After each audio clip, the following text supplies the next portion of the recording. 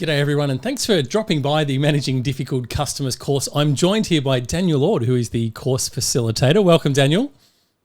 Hi, Justin. Nice to be here. It's always good to have you on and trying to explain to people a little bit about what this course is, because it's been a very popular workshop throughout 2021. Why do you think it's been so popular? Well, I probably wouldn't have said this 15 classes ago because honestly, Justin, that's about how many we've done in the last 2 or 3 months. But I think what I picked up, obviously, from these sessions is I think maybe as an industry, we've underestimated the impact of these difficult situations on our people. I mean, we already all talk about how difficult the job is, but maybe as an industry, we haven't been good at addressing this kind of intellectual need and emotional need that people have when they're facing these difficult situations. Day in and day out. And Justin, of all the courses we do together, and we have some really great ones, this is the one that feels most like therapy to me.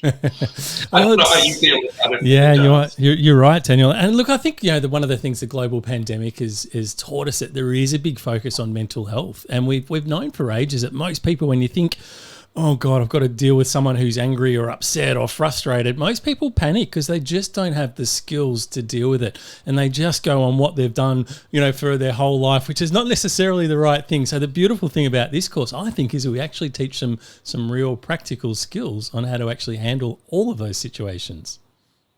Well, you're right. On the one hand, it does get emotional, but on the other hand, it always stays practical, because I think that's the hallmark of the work we do together. Yeah, it's funny you bring up mental health. That topic has come up in nearly every single Managing Difficult Situations course.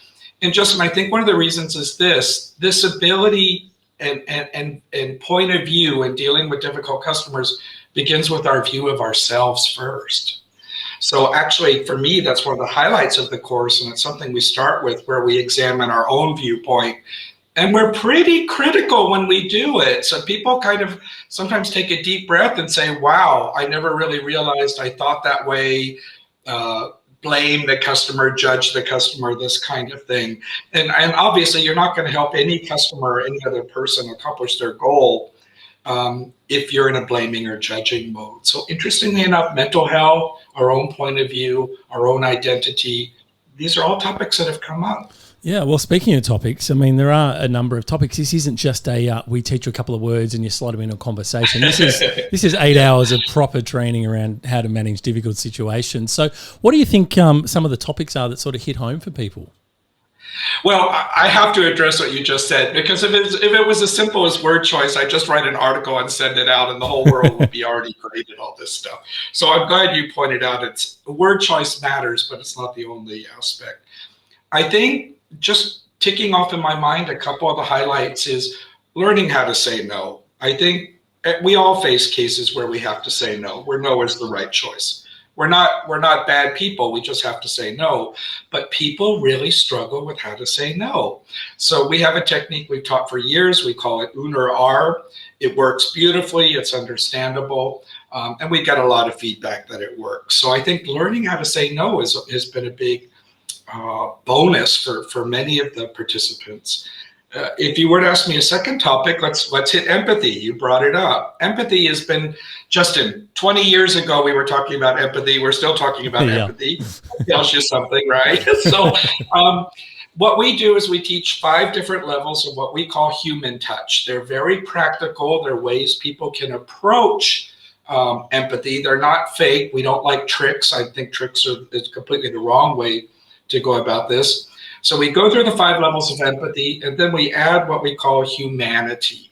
So I take humanity plus human touch, and that equals empathy. So by the time we're done with that section, people will say to me, okay, got it. Now I know how to express myself in certain situations. Now, what I found with participants is some are already doing it. They're like, oh, it's so great to reinforce what I'm doing is right. And other people are a bit like, you know what, Dan, I'm going to have to fake it till I make it. And I'm like, that's quite okay. The fake it to make it strategy is actually okay, because you can actually guide your own mind into delivering this kind of stuff. So I think those are a couple of the highlights I like a lot. Yeah, I love it. Now, I know one of the other topics that we sort of get into is when you combine them all, you touched on it earlier around your own point of view, because we're often so guided on, you know, our experiences to date. And I think it's really important exercise that we do in this is to understand yourself a little bit better as well. It's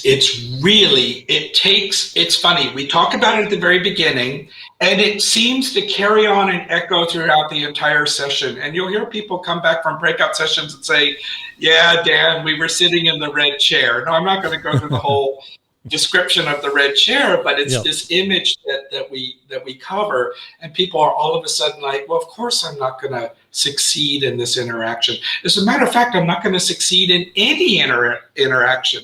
Put aside the difficult, if I'm judging people, blaming people. Yep. So to kind of tie the bow on that, for mental health purposes, venting is okay. We talk about venting separately, but when you're interacting with someone, whether it's a colleague or an internal customer, an external customer, setting aside the he's an idiot is going to make things go a lot better. And I know that sounds a little bit breathtaking, but honestly, when people examine their own point of view, they're like, that's what I say. I wish he would shut up. I wish he would listen to me. I wish he would just accept my answer. Yep. You know, these are common things you'll hear people say. And it's the honesty that makes the course so fun. So. Yep. And we won't give too much away in here because you've got to do the course, but there's a great video at the start that I know that, as you said, everyone just will continue to talk about that video right through the whole course and beyond. And I think that's one of the great things about doing this course is because you walk away with skills that literally stick with you for the rest of your life, right? It's not just, you know, you use them for a week or two. This is stuff that once you actually learn the process of dealing with it and how to deal with those irritating and annoying and frustrating customers, it's something you can just roll out continuously. Absolutely. I mean, I practice what I preach. So everything we talk about, you would see in my own communications, but probably more importantly for the people that are listening to us talk right now is I've seen it work in a power company. Then I saw it work in an airline. We saw it work in hospital. We saw it in hospice care, prison systems. So, I mean, the concepts are universal, but they have to be practical too. Yep. So. Yeah, you're right. And look, we've had such a diverse audience of this course. I know you've been doing this course for decades and you've been doing it with us now for a couple of years. And, you know, so we look back at some of the people we've had. As you said, we've had prisons, we've had government agencies, we've had teachers, we've had administration staff, and of course we've had contact center and customer service and retail staff as well. But the skills literally are applicable to anyone that has to deal with those angry and frustrated customers. You know, when you work in contact center industry, you already say to yourself, I dealt with 50 industries last year. But with this particular course, exactly what you just said, we probably, you know, hundreds of industries because everyone faces these kinds of difficult situations and they want to do better at it. And as we said at the very beginning of our discussion, I think we haven't been aware enough of the intellectual and emotional impact this has on people. The smartest, greatest people, by the way, not the ones who are struggling or poor performers or whatever you want to call, just normal rank and file people like us, we struggle with this. So I think, I'll say this, there's so many good articles out there. I've written some too, but I've decided articles just don't cut it because you need to talk about it. And you need to talk about it with other people who aren't going to judge you and who are going to help you. I think that's another reason why these courses have been so popular because it feels like a safe place to bring up these things versus, oh, I read an article yesterday on the top 10 tips to deal with difficult customers. Well, I also write these things, but I just don't think that's going to have the horsepower we need to get the job done. No, you're right. And I think, you know, as you said, we've had some fantastic testimonials that come back from everyone that does this course because it's not often you get to set some time aside and actually focus on yourself and how you respond, but also learn some new skills. So for people that are looking at this course right now and they're on the page, you can just do this course publicly. So what we do is we run this course about once a month and anyone can attend. And sometimes it's great. We get people from diverse backgrounds and we share stories and in a very safe environment. So there are public courses, but we also do this course privately. And sometimes if you've got large numbers like an organization or you want to train a whole team, rather than sort of have to lock into the dates and times that we have prescribed for the public, you get some flexibility over those dates and times. And of course, we can use some of your examples that you might be a bit more open in talking about in a private session as opposed to a public one. So if you're interested in doing this publicly, just contact us and privately, contact us and we'll work out some dates and times and give you some prices, etc. If you're looking at doing it publicly, the dates and times of the next courses are always on our website. The final thought I did want to leave you with, one is the training is all done by Daniel Ord, and you probably already realised one of the things that make this course great is the trainer. I couldn't do this course. I can see the course material, but I can assure you I'd be hopeless at facilitating it because Daniel has a huge amount of experience. He's a certified customer experience professional. He's one of only 11 in the world who actually has a recognised training provider. And on top of that, he's actually a contact centre expert. He's been doing contact centres as long as me, which we won't mention dates, but it's a long time. So you've got an incredibly experienced trainer who walks the talk. And as you said, he'll use all the experiences and bring that into the session. Daniel, if someone's sort of on the fence right now and they're thinking, oh, this sounds pretty good, I'm just not quite sure, what would you tell them? Wow. Justin, oh gosh. You have a lot of choices as to the things you want to learn and develop and grow. And I would say when it comes to difficult situations, they're always going to be there. So maybe that's something just to get out of the way.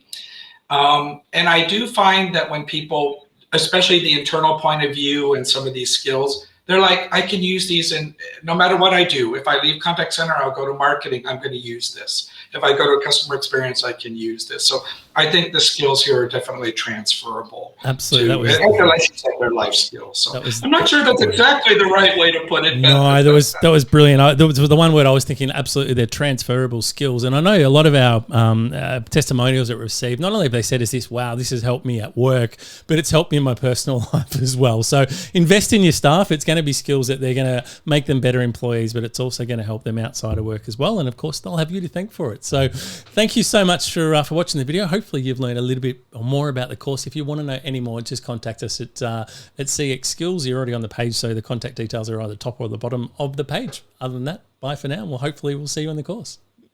That's right. Bye, Justin.